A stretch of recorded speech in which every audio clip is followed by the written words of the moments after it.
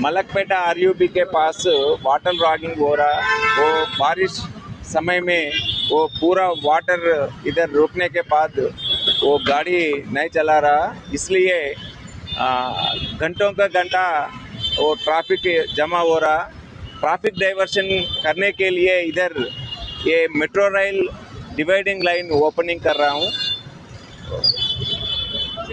क्या फायदा होगा सर? हमेशा खुला रहेगा? नहीं नहीं, हमेशा खुला नहीं रहते, ओनली कभी भी क्लोज करते वो। बारिश के ओनली बारिश के टाइम में, वाटर लॉगिंग के टाइम में इधर ओपन करके डाइवर्शन करते वो पब्लिक को, वो टाइम बचाने के लिए ये करते।